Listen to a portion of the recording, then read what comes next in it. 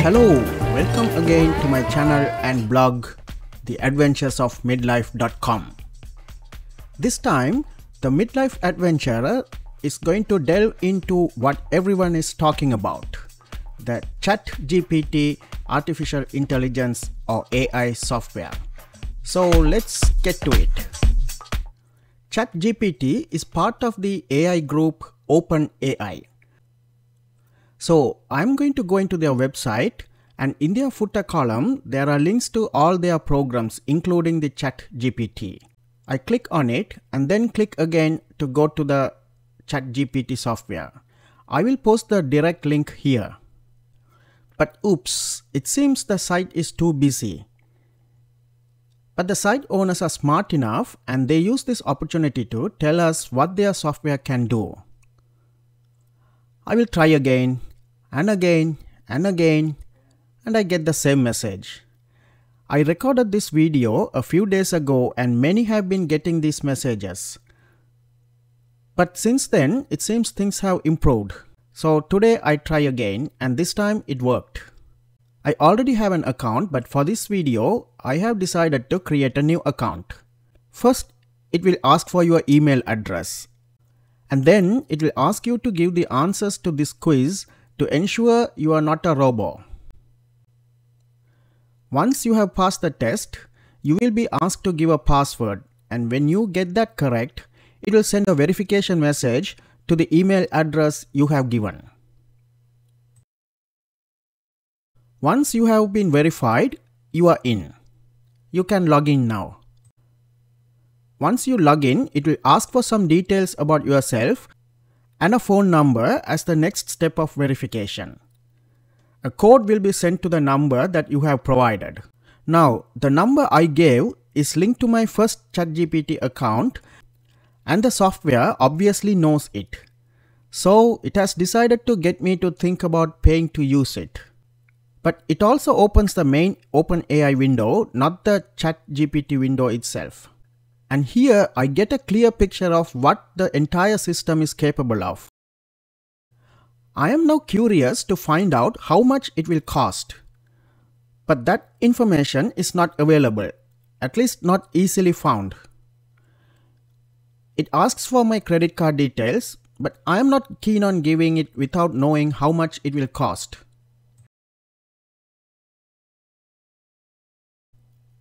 So I am going to use my initial account to log in.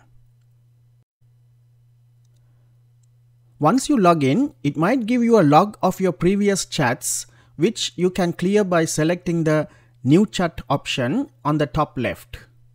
Or it might give you 3 columns outlining the capabilities of the ChatGPT software. Its capabilities are quite impressive. You can ask anything from what to do for a 10-year-old's birthday to programming questions to scientific queries. It remembers your previous conversations, which will come in handy if your query is related to something you had already asked, and it will react if you have made any corrections. Importantly, the creators have found it important to let us know that this software is not there for anything illegal or otherwise improper. Though it is very impressive, obviously the software has many limitations, including giving false information at times. So it is always important to check what it spits out. There have also been reports of biased information. And if you want to ask anything about world affairs after 2021, you are not in luck because it has limited knowledge of the world after that. Here's an interesting chat I found on Reddit. So the person asks, who is the monarch of England? And it says King Charles III. And they ask, well, if you don't know anything what happened after 2021, how do you know it is King Charles III?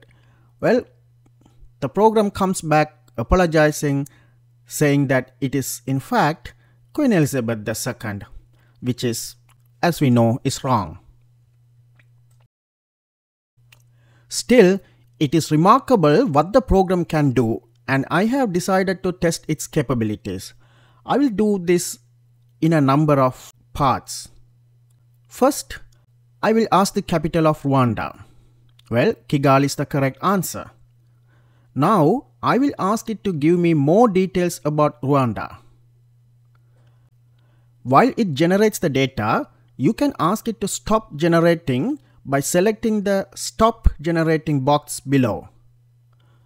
And once it has done generating the data, that square black box spitting out the data will disappear. So here's the data it has given for Rwanda. I'm going to ask the same question again about Rwanda. And this is what I have got. The first one is about 112 words. It basically gives a brief description of the geography, location, population, and the political system. The second one is a little longer.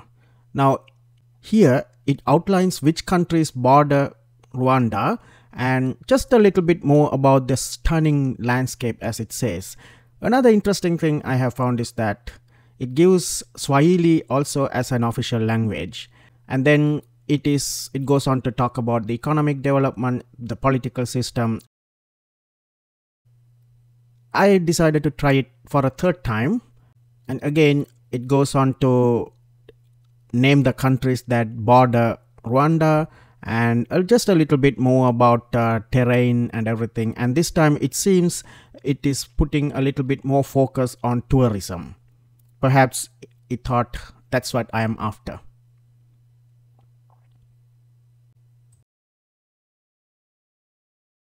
And I thought of going a little deeper and asked it to provide details of Rwanda's economy.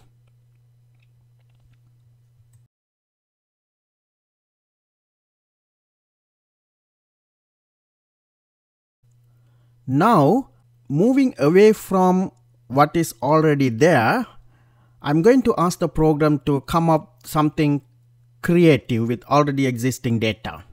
So I will ask it to write a resume for me.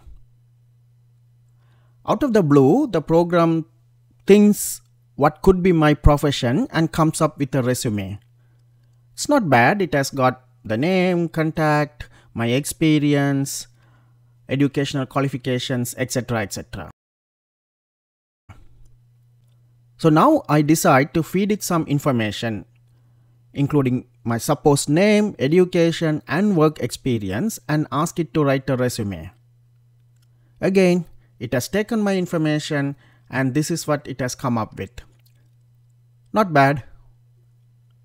But remember, it emphasizes that one must customize the resume to their own needs, and it is indeed true. We should go through the resume and customize to ensure that there are no errors and the resume reflects what the applicant is about and what job they are applying for. Now, I will ask it to write a resignation letter. Again, it gives me a standard resignation letter. I decided to feed some details about why I am resigning, and this is the response. Impressive. Well, that's it for now in this edition of Adventures of Midlife.com's YouTube channel. This is part 1 of the Midlifer's Guide to ChatGPT AI program. Please visit my blog for a detailed post on this subject. I will be back soon with another part. Thank you. Ciao, ciao.